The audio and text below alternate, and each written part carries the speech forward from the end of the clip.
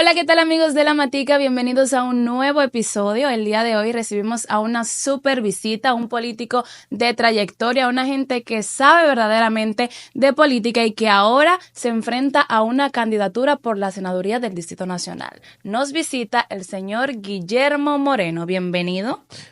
Muchas gracias por la invitación. Me siento muy halagado de haber llegado a La Matica y haber podido subirme en ella, ¿verdad? Sobre todo, eso es importante. Les agradezco la invitación. ¿Cómo le tratan estos días, señor Moreno? Muy agitado. Realmente estamos ya en una fase crucial de la campaña. Final, ya, se en van la agotando que los entramos días. en la recta final y entonces parece que se va tomando velocidad. Sí. Y entonces hacemos muchas actividades y cada vez las actividades son más cortas, porque a cada actividad le sigue otra y otra y otra, y hay un momento en que uno dice, pero es que el día no va a terminar, ¿no? Pero bien. Guillermo, antes de continuar, yo tengo una duda que hace días ya que la traigo en la cabeza. Yo vi por ahí que a usted le gusta mucho el dulce de Igor. Yo no sé ¿De qué qué? es. No, de higo, De higo. de higo. ¿De qué? Yo necesito Igual, saber. ¿qué es el higo?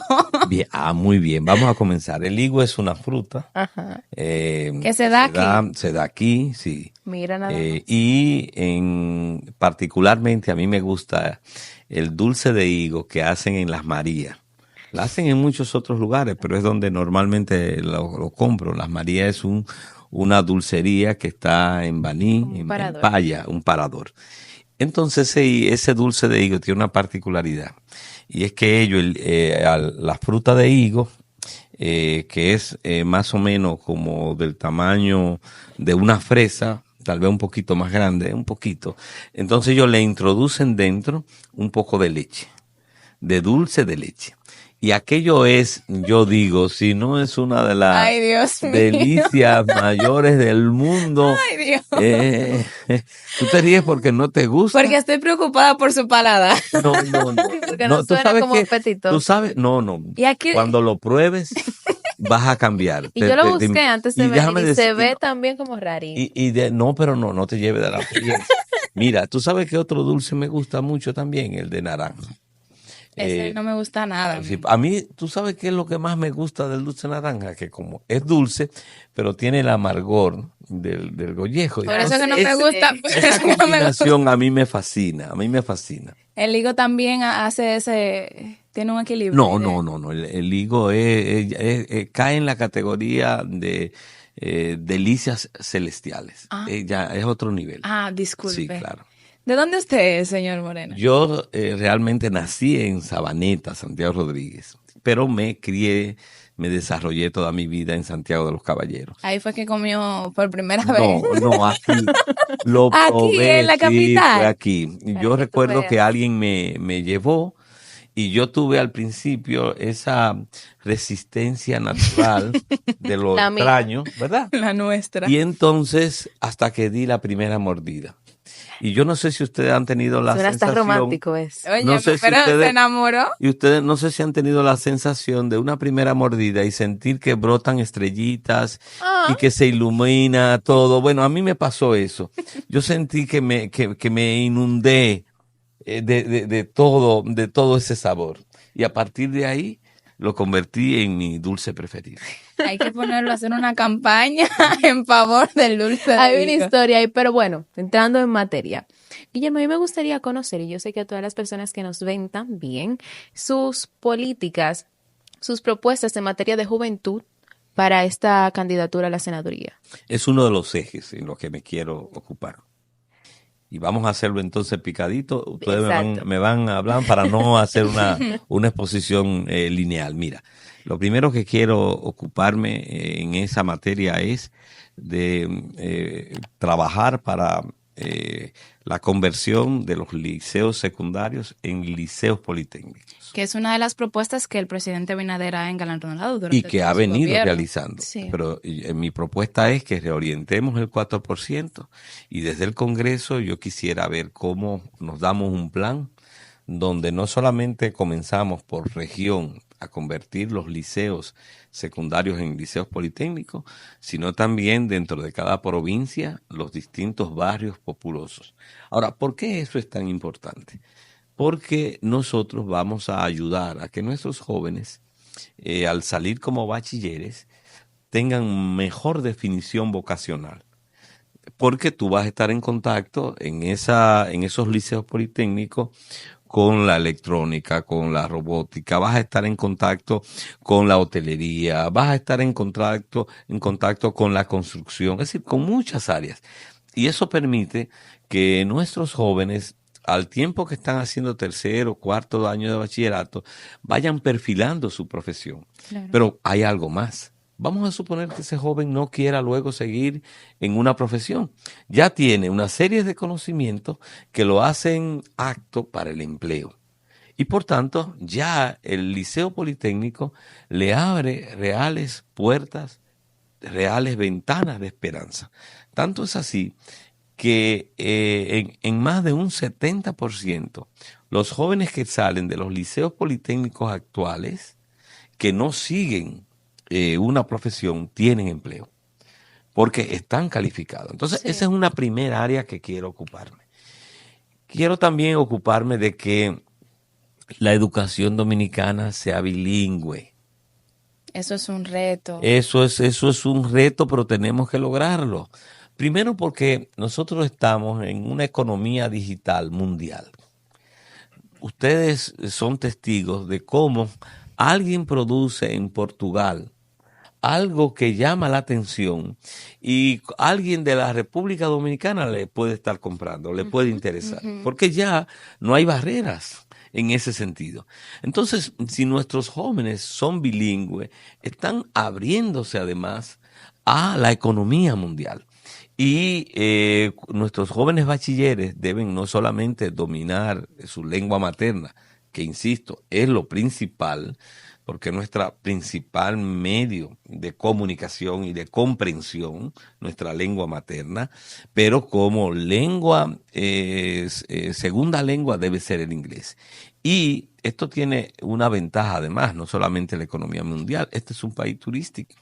Claro. Este es un país entonces donde los turistas que están en el Parque de Colón, o los turistas que están en Bayahibe, o los que están en Bahía de las Águilas o en Puerto Plata, tienen que comunicarse. Y entonces nosotros necesitamos que cualquier turista que esté en la República Dominicana pueda comunicarse, interactuar.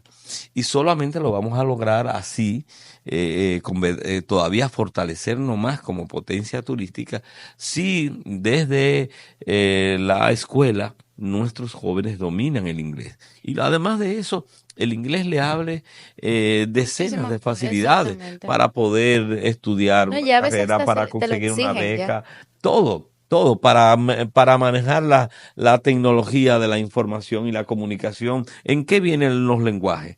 ¿En qué viene la programación? Entonces, todo es como una llave, y es como si fuera una llave maestra.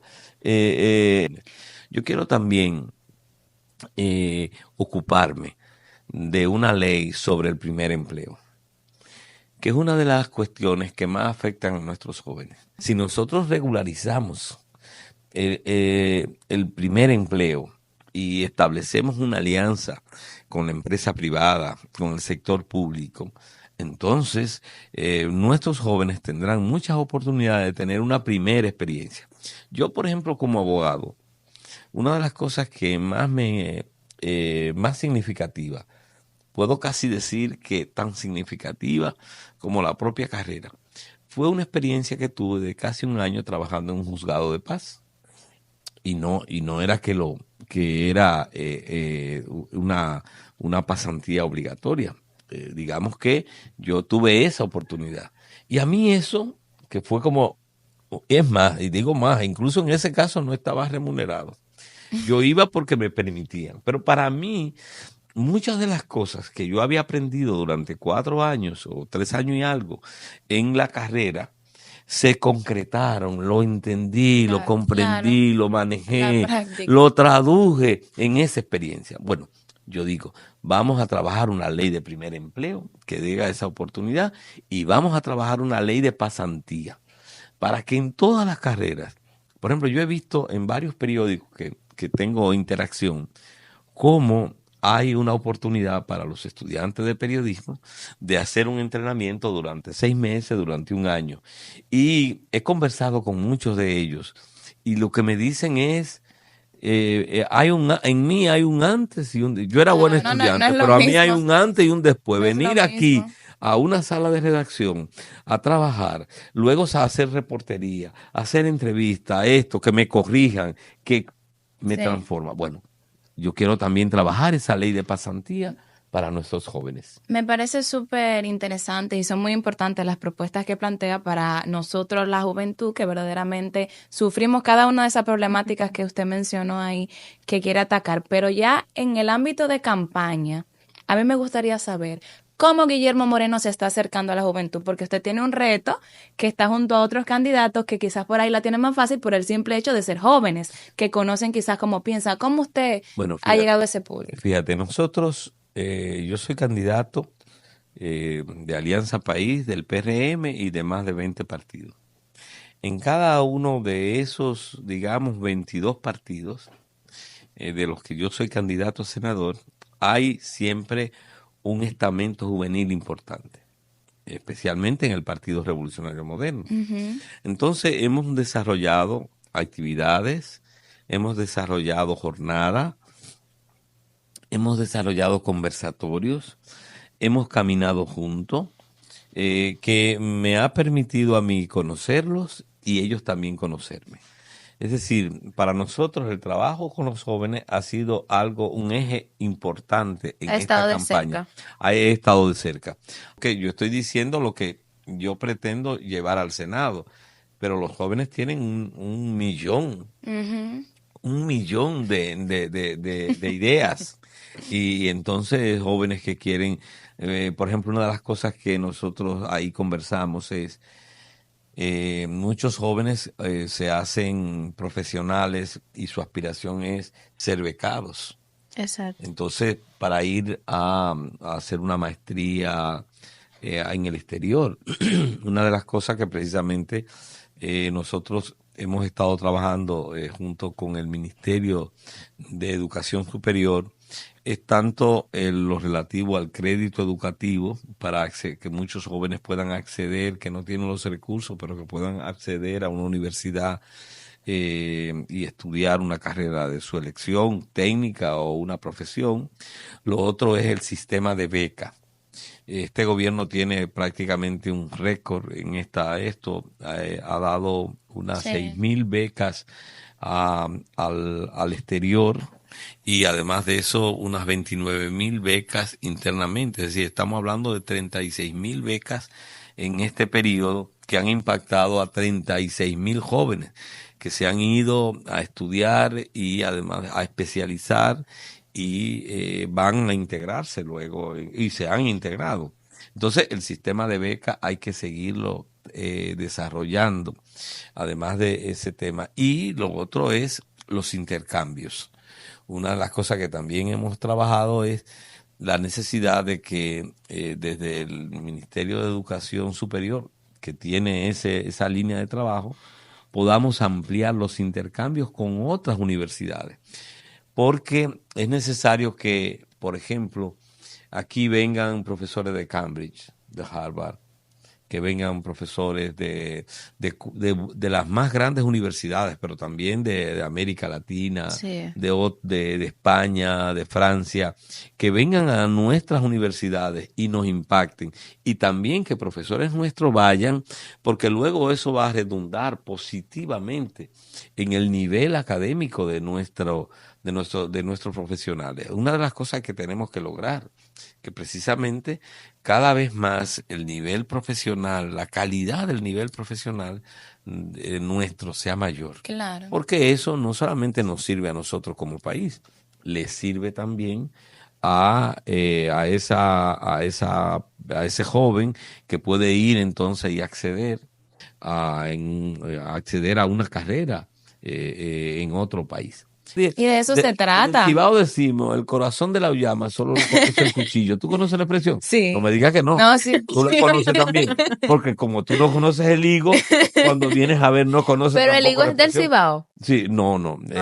Digo, hay higo en todo, en muchas casas, en los patios, tanto en el Cibao como también aquí en el distrito, hay matas de higo, porque es una fruta. Yo creo que esas casas que podrían cruce- estar contadas. Mira, Porque no, es una fruta como la cereza. Así como hay matas de Mm. cereza, también hay frutas de matas de higo. Tengo ya un compromiso sabe con de eso, ustedes dos. Tengo un compromiso Sí, con tiene las que dos. darnos a probar. Ustedes, oigan bien lo que les voy a decir.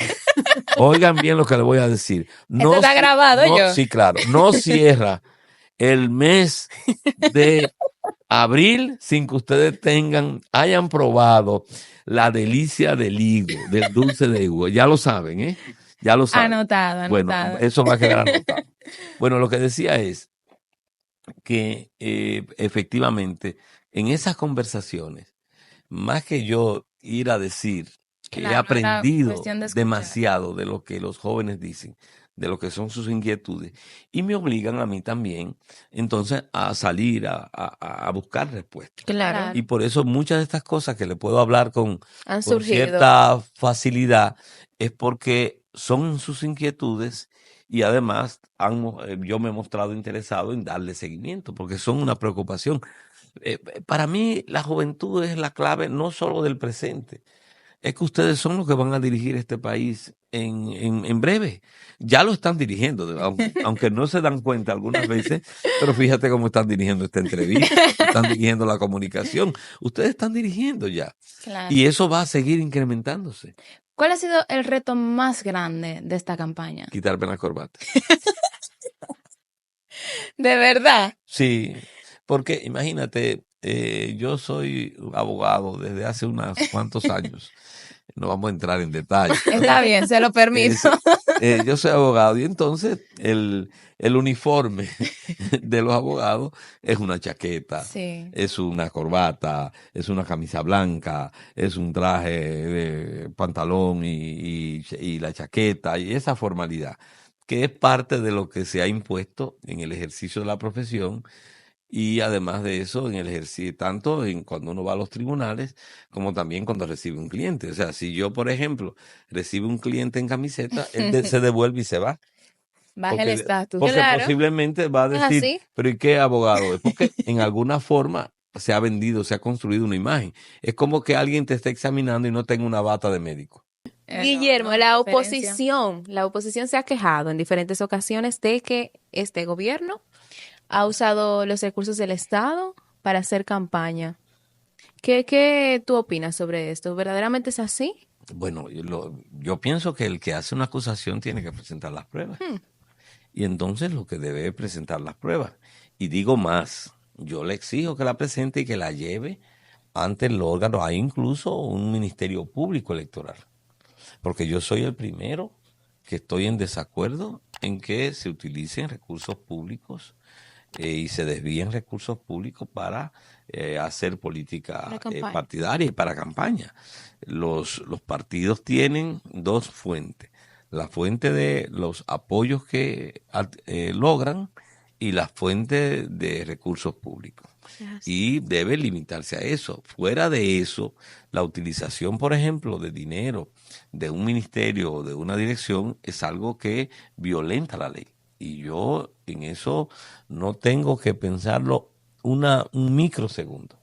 Si se violenta la ley, entonces esa persona que tenga los medios de prueba, que tenga las evidencias, que tenga los mecanismos, lo que debe es inmediatamente dirigirse al órgano electoral, presentar la denuncia y los medios de prueba y apoderar y exigir que se apodere el Ministerio Público Electoral. Claro. Porque nosotros tenemos, si esas son cosas, son prácticas ilícitas, son formas de corrupción. Entonces, el que tiene la prueba, que la presente. Tú sabes que por obvias razones, a quien directamente se acusa de que se malutilicen los fondos del Estado es al presidente Luis Abinader.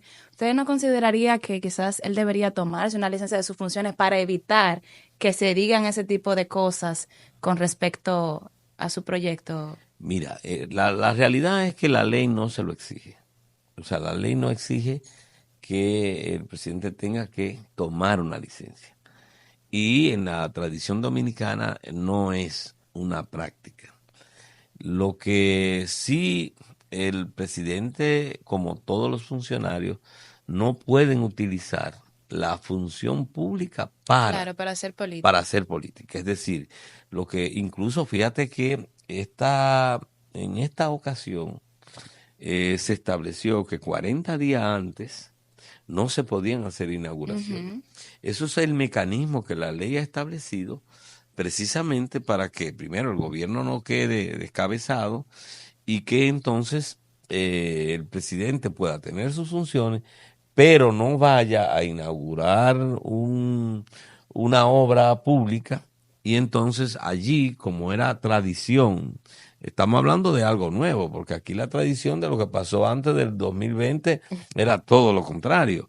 Es decir, en medio de las campañas se inauguraban y lo que había era un proselitismo y donde se promovía el candidato oficialista de manera descarada, con recursos muchas veces no esclarecidos.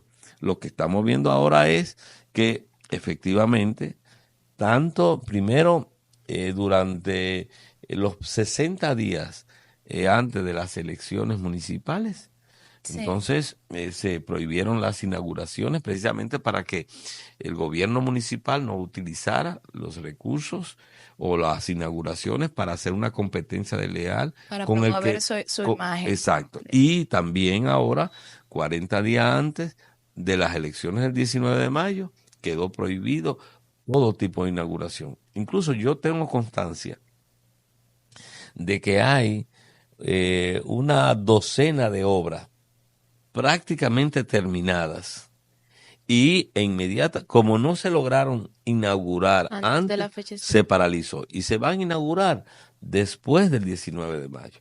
Fíjate qué respetuoso ha sido el presidente de la República para que precisamente no se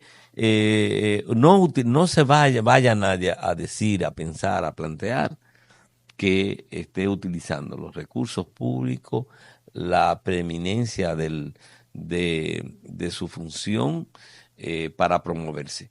Y mira, otro ejemplo que también te da una idea del talante democrático del presidente de la República, el caso de los debates. El presidente, ante esa propuesta de Ángel, que es una entidad privada, es decir, fíjate que no se trata de debates organizados por el órgano electoral, Ujú. ni debates mandados por la ley, sino de una entidad privada. El presidente fue el primero que dije, yo quiero ir a debatir. Y no fue como presidente, fue como candidato Ujú. allí, con lo cual ha fortalecido el debate de ideas y de la democracia en el país. Guillermo, hablando de debates, recientemente tú también tuviste la oportunidad al cual accediste y participaste con el contrincante Omar Fernández, la más reciente. Allí se discutieron varios temas, en algunos la gente de las redes sociales han dicho que ustedes coinciden en algunos aspectos, otros critican un poco la forma de su cierre. Hay muchas personas a favor, otros dicen que ni siquiera se mencionó la figura de su papá como tal. ¿Cómo tú recibiste? Porque eso no se hace réplica. Pero ahora sí podemos conversar un poco de qué te pareció eso. No, a mí me pareció una gran inmadurez de su parte, porque si ustedes observan mis palabras, lo que he hecho, no solamente ahí, sino lo he hecho en otros escenarios, y lo que voy a hacer ahora es a señalar hechos. Una cosa es que yo haga, es muy diferente una imputación personal o que yo haga una referencia personal. Por ejemplo, ¿qué es una referencia personal? Que yo me involucre en los gustos, en la preferencia sexual de una persona, que yo me involucre en cuestiones que atañen a su particularidad como sujeto, como persona, etcétera. Claro, su vida Pero privada. cuando tú señalas hechos que son comprobables, tú no estás haciendo una imputación personal. ¿Y cuál es el hecho que yo he señalado y señalé? he señalado dos cosas. Número uno, que él es el candidato de un partido llamado FUPU y que el candidato a la presidencia del partido llamado FUPU es Leonel Fernández. Eso no tiene nada que ver con que sea su padre. Pudo ser su tío, su padrino, su amigo, su enemigo, lo que fuera. Como por ejemplo, ¿cuál es otro hecho? Que yo soy candidato a senador en un partido, el Partido Revolucionario Moderno, cuyo candidato se llama Luis Abinader. Eso es otro hecho. Eso es así. Pero resulta que eso no tiene nada que ver ni que Luis es mi padre, ni que es mi amigo, ni que es mi primo. Son un hecho. Ahora, ¿qué es lo que está detrás de esto? Porque en la política hay cosas que se ven y cosas que no se ven.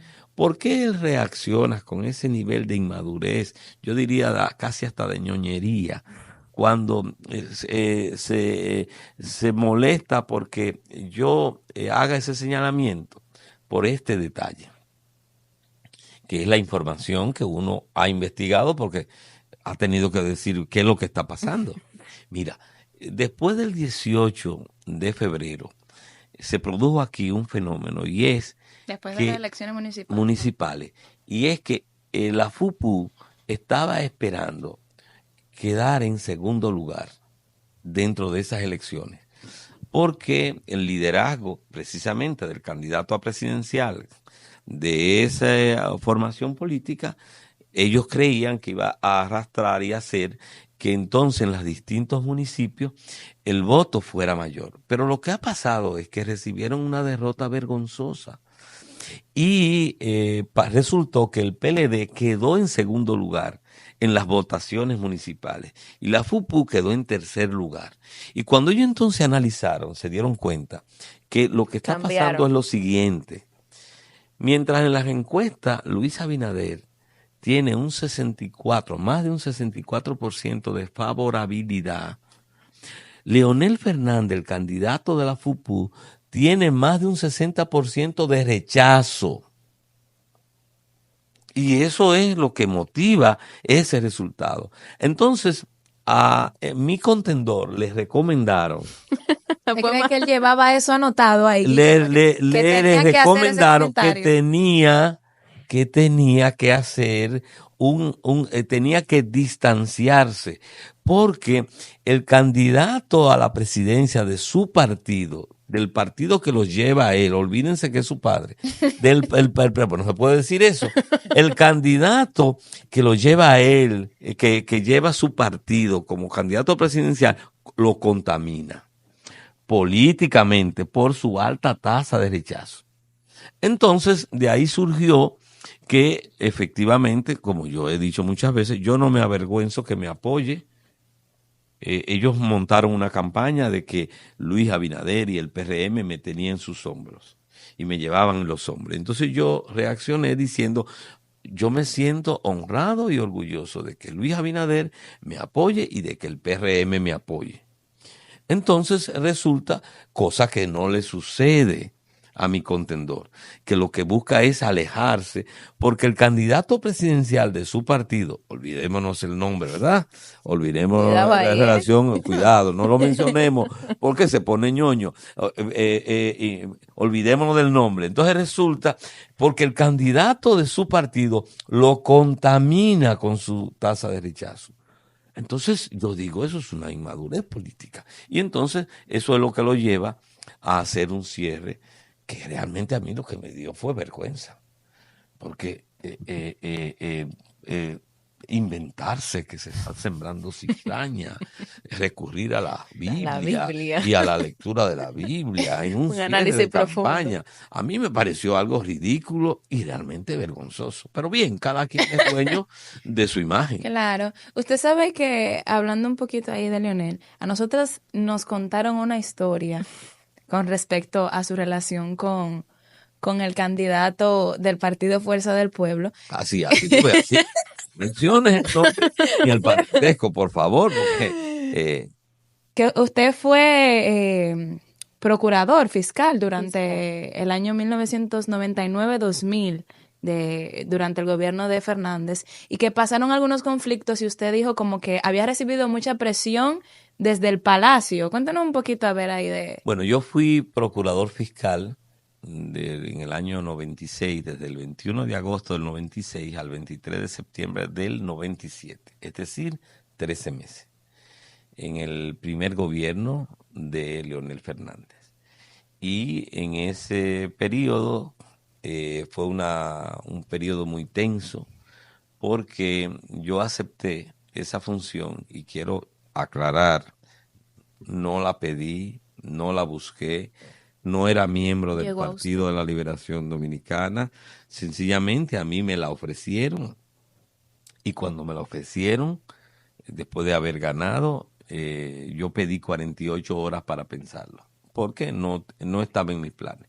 Terminé aceptando. Bueno, fue una gestión muy tensa porque yo me creí lo que había sido la prédica de todo lo que era el Partido de la Liberación Dominicana y la prédica de Juan Bosch, que era que íbamos a la función a cumplir y a hacer cumplir la ley. Entonces yo recibí una serie de casos de corrupción, los puse en ejecución, pero no preví que precisamente el presidente había cambiado de bandera. Y en vez de defender los principios de Juan Bosch, comenzó a defender los principios del reformismo. De ese entonces, del doctor Balaguer. Y entonces le servía más como era más aliado del Partido Reformista que de los principios y valores que levantaba Juan Bosch.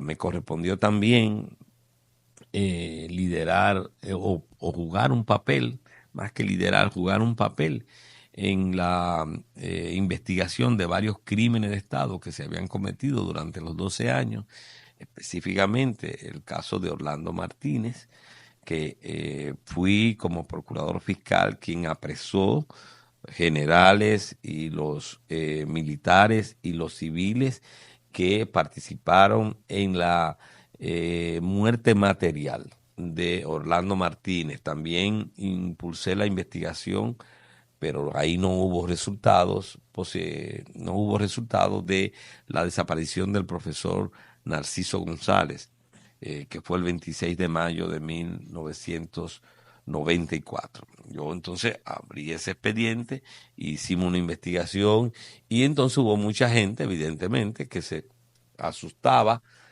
que tenían responsabilidad y se asustaba de que se estuviera investigando. Entonces, todo eso produjo una tensión que terminó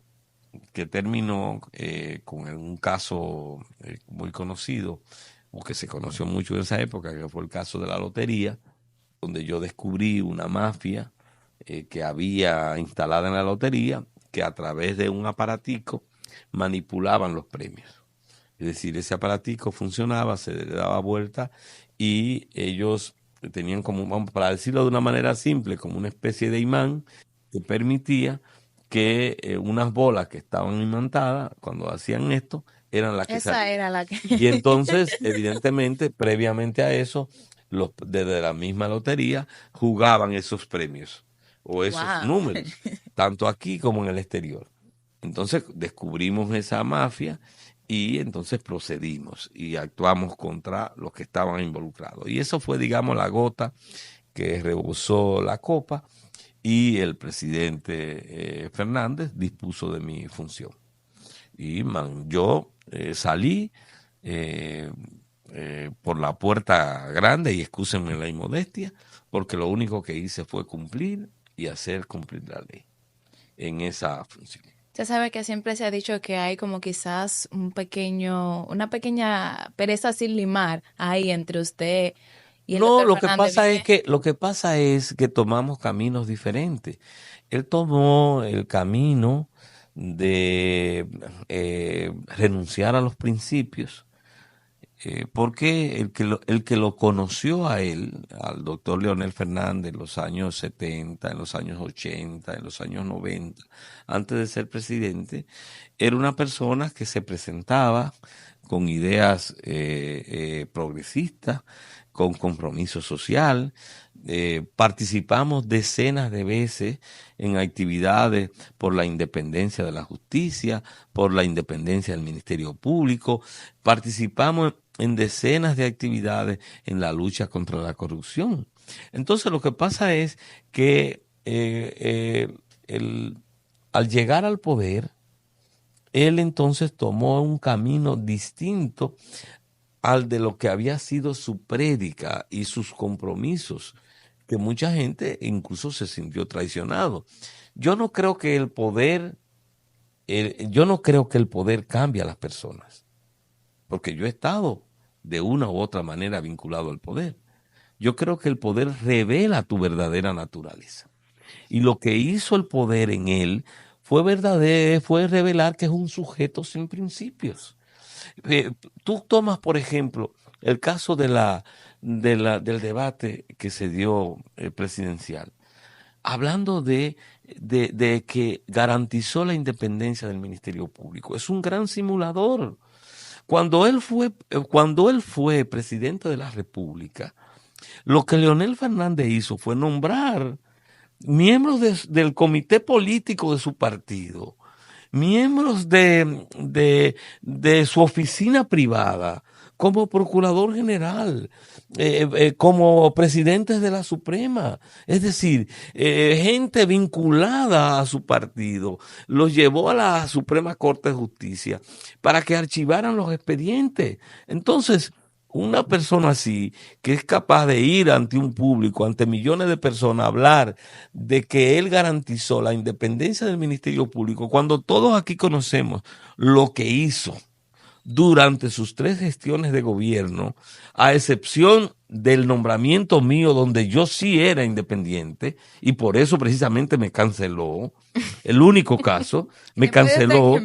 Entonces vino Domínguez Brito, que fue un irresponsable también en las funciones. Y tengo muestras sobradas de la irresponsabilidad que asumió en muchísimos otros casos. Bueno, pues resulta que una persona con ese pedigrí es capaz de presentarse en un debate presidencial a hablar de que él propició la independencia del Ministerio Público, cuando en realidad fue ha sido uno de los presidentes que más ha sometido la institucionalidad democrática y al Ministerio Público, y para que éste le brinden impunidad a todos los corruptos de su gobierno. Entonces, una persona así no solamente renunció a sus principios, es un gran simulador. Esa es su naturaleza. Ahora, ¿lo cambió el poder? No. El poder reveló esa naturaleza simuladora que siempre estuvo presente en él. Guillermo, ya para ir cerrando, no estamos en el candidato Fernández, pero ahora estás con Abinader. ¿Qué opinión te merece el presidente, su gestión? Obviamente, teniendo en cuenta que esto fue un proceso de cambio, ¿cómo se da ese proceso de cambio suyo? ¿Qué fue eso que vio en el presidente Abinader que usted dijo, me voy a unir a estas filas? Nosotros hicimos una alianza, en Alianza País, con el PRM. Y esa alianza se ha basado en convicciones, es decir, en comunidad de ideas, como pasa en toda alianza y sobre todo en este caso, que es una alianza electoral. Ahora, ¿qué fue lo que determinó esto? Nosotros vimos que el pueblo dominicano en el 2020, con el que fuimos también aliados al PRM, pero no a la presidencia. Es decir, nosotros fuimos aliados en el 2020 en muchos cargos senatoriales, diputados, alcaldes y regiduría en todo el país. Es decir, que ya teníamos un acercamiento, pero no apoyamos la presidencia de la República. En 2020. En el 2020. ¿Por qué? Porque no conocíamos el Abinader gobernante. Okay. Ahora, el Abinader ya jefe de Estado, el Abinader presidente de la República, desde nuestro punto de vista, desde nuestra óptica de Alianza País, ha hecho un esfuerzo sostenido en hacer un gobierno honesto. Ha hecho un esfuerzo en hacer un gobierno donde hay un manejo transparente de los recursos públicos. Tanto es así que todos aquellos funcionarios que han sido señalados por el rumor público, real o no real, o están cancelados, o están licenciados, o están sometidos. Es decir, en el ambiente del gobierno actual no hay permisividad para el enriquecimiento, para la corrupción. Y desde que la sociedad reacciona, hay también una reacción del gobierno. ¿Usted no cree que Para eso? mí eso es para mí eso es clave. ¿Y por qué eso es clave? Porque resulta que ¿cuál es la bandera, cuál es el eslogan de Alianza País? No tienen que responder, Gracias. es retórica, la pregunta es retórica. ¿Cuál es el eslogan? Por un gobierno honesto. Es decir, nosotros surgimos como partido político, como formación, porque frente a todo lo que era los desmanes, la corrupción de esos gobiernos de los 16 años que precedieron al 2020, nosotros nos constituimos en partido para enfrentar la corrupción. Disipamos activamente la Marcha Verde, participamos activamente en la Plaza de la Bandera, porque nos dimos cuenta que un país un país donde domine la corrupción no puede haber desarrollo. No puede haber desarrollo porque resulta que los recursos económicos, que son siempre limitados, en vez de dedicarse a la obra social, a la obra de infraestructura, a mejorar las condiciones de la gente, lo que hacen 2 o 3 que se lo embolsillan. Entonces no puede haber desarrollo. Pero también en un país donde hay impunidad, donde no se aplica la ley, entonces tampoco puede haber democracia. En ese contexto, entonces planteamos como lema por un gobierno honesto. Entonces, en Alianza País, cuando discutimos la alianza, lo que vimos es, nosotros tenemos uno de 2 caminos. O seguimos en la oposición y en alguna forma vamos a estar tal vez contribuyendo a que haya un retroceso, a que otros que tienen, digamos, una estructura más grande que Alianza País puedan acercarse al poder, porque vamos a estar haciendo causa común contra el PRM, Claro. contra Luis Abinader, o nosotros apoyamos a Luis Abinader y al PRM con los que tenemos una coincidencia básica, y es que este presidente se está esforzando en hacer un gobierno con un manejo transparente de los recursos.